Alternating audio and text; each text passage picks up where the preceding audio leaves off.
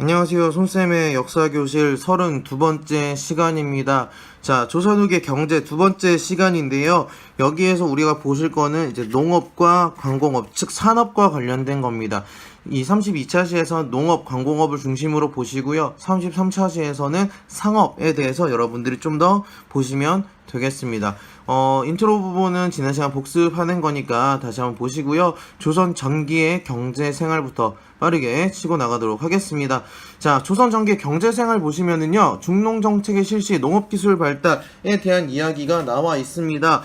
그러면서 뭐 똑같이 개간 장려하고 수리 시설 확충하고 농업 기술 개발하고 뭐 이런 것들 많습니다. 하지만 이제 농사와 관련된 이제 책을 펼치게 되는데요. 그 책이 바로 농사직설이라는 책입니다. 농사직설은 세종 때 만들어진 책인데 우리 풍토에 맞는 농사법을 설명한 책이다 라고 여러분이 기억해 주시면 되겠습니다. 농업 기술이 어떻게 개발되었는지는 아래 살펴보시면 남부의 모내기법, 우리 모내기법은 고려시대도 얘기를 했었습니다. 그러면서 이모작이 가능해졌다 정도. 이모작이라는 건 쌀과 보리를 이모작 두 번 농사 지을 수 있다라는 것들 여러분이 기억해 주시면 되겠습니다.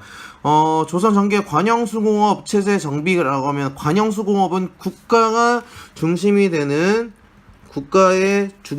수공업 체제라고 이야기를 했습니다. 그러면서 이제 그 수공업 장인들을 우리 공장 안이라는 장부에 등록을 시켜서 이제 만들게 됐다라는 거 기억해 주시면 좋겠고요. 상업, 조선 전기의 상업 같은 경우에는 그 시전 상인이 공급을 합니다. 그래서 시전은 까만색으로 쓸게요. 네, 시전에서는 이렇게 만들어졌다라고 보시면 되겠고요. 보부상이라는 것도 등장하게 됐다. 15세기 후반에 등장하면서 전국으로 미안합니다. 보부상은 여기에다 쓰는 거고요. 여기는 장시라고 기록을 하면 되겠네요. 네. 장시는 지방에는 지방 시장을 이야기를 하고요. 시전 같은 경우에는 이제 서울에 있는 시전 상인이라고 보시면 되겠습니다. 뭐 유기전 같은 것들도 있는데요. 여러분이 기억해 주시면 좋겠고요. 그러면 상업이 점점 발달하기 시작했다라고 그냥 보시면 되겠습니다. 아시겠죠? 자, 조선 후기 넘어가도록 할게요. 조선 전기에는 이러했지만 조선 후기에는 이 농업 생산력이 크게 증대가 됩니다.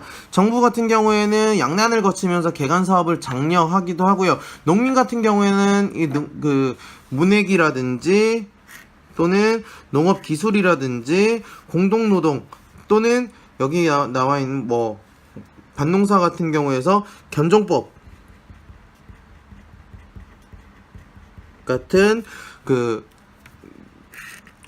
밭농사 기법 같은 것들을 확대시키면서 농업 생산력이 크게 증가하였다라고 보시면 되겠습니다. 공동노동 같은 경우에는 두레나 품앗이 같은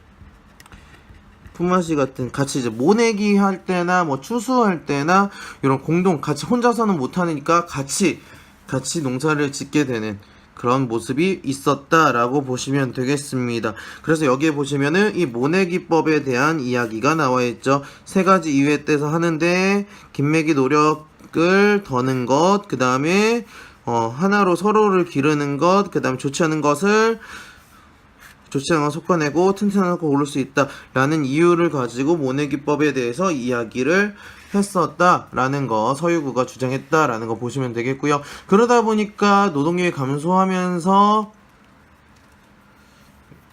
크게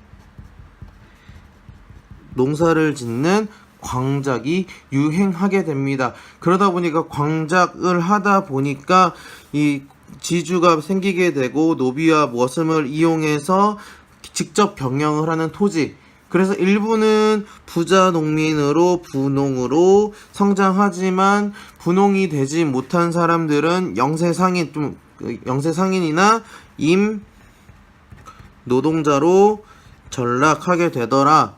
말 그대로 임금을 받고 농사를 지어주는 그런 사람이 되더라 라고 보시면 되겠고요.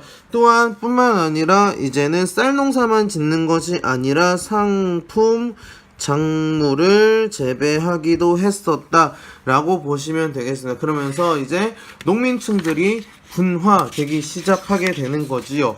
자, 그러면서 이제 지대를 납부하는 방식도 변화하게 됩니다.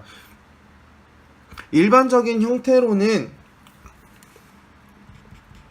타조법이 있습니다. 말 그대로 수확을 하고 절반씩 나눈, 우리 지난 시간에 봤던 뭐랑 비슷하다라고 하면 되냐면 병작 반수라는 개념과 죄송합니다. 비슷하게 보시면 되겠습니다.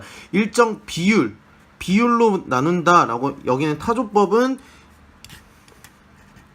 비율에 따라서 나눈다라고 본다면, 여기에서 그 조선 후기에 등장하게 되는 거는 도조법으로 바뀌게 되는 겁니다. 아예 그냥 비율로 절반씩 가져가는 게 아니라 일정 액수를 지대로 납부를 하고 나머지는 소작인이 가져가게 되는, 그러니까 말 그대로 일종의 계약을 하게 되는 관계가 이 도조법이 되는 거죠. 똑같이 만약에 100가마를 생산하게 된다. 근데 도조법을 통해서 40가마를 계약을 했다면 40가마만 내면 되지만, 타조법 같은 경우엔 절반을 나누니까 50가마를 지주한테 내야 되는 거죠. 그러니까 이게 미리 계약을 했으면 나머지 더 생산을 열심히 해서 더 많이 지대를 납부하는 양이 이제 이렇게 차이가 난다라는 정도만 여러분이 기억을 해주시면 되겠습니다. 무슨 말인지 아시겠죠? 조금 어려운 개념인데 일정 액수냐 일정 비율이냐라는 차이가 있다라는 정도만 기억해 주시면 좋겠습니다. 자, 민간수공업 같은 경우에는 도시 인구가 증가하다 보니까, 그리고 또 대동법이 실시가 되고 나니까 대동법을 실시로 인해서 공인들이 등장하게 되고, 이 공인들이 필요한 물품을 사게 되니까 수공업 생산이 촉진이 되면서 민간수공업이 발전하게 되는 거죠. 그러니까 기존에 있던 그 관영수공업의 공장 안에 등록하게 되는 그 장인을 등록하는 장인 등록제가 폐지가 되게 되면서 민간수공업으로 발전하게 되더라. 그러다 보니까 이제 수공업자들이 기존의 이제 상업 자본에 의해서 생산 물품을 미리 생산 금액을 먼저 받고 수공업 물품을 만들어주는 선대제 수공업이 발달하게 됩니다. 즉, 선대제 수공업이라고 하는 거는 아예 그 가격 플러스 생산비 등을 미리 지급을 받는 겁니다. 그리고 나서 필요한 물품을 납품시켜주는 게 바로 이제 선대제 수공업이더라 라고 여러분이 기억해 주시면 되겠습니다. 마지막 산업 발달로 광산 개발을 좀 이야기를 해야 될 것 같은데요. 자, 광산 개발 같은 경우에는 민영수공업이 발달하다 보니까 뭐 그릇이라든지 수저라든지 이런 것들을 만드는 그 수공업 그 물품들, 철 같은 것들이, 석탄 이런 것들이 많이 필요하게 되고요. 그러다 보니까 게다가 청나라와의 무역, 청나라가 돈을 은으로 받았거든요. 그래서 청과에서는 은이 있었다라는 거. 그래서 은광 개발, 금광 개발이라는 것이 개발되기 시작하는데, 그 함부로 이제 개발을 막았었어요. 근데 막다 보니까 그게 문제가 되니까 몰래 채굴을 하는 잠체 같은 게 성행하게 되고요. 그래서 광산 경영이 분업과 협업으로 뭐 덕대라는 전문 경영이 등장을 하게 되기도 하였다라는 정도만 여러분이 기억을 해주시면 좋겠습니다.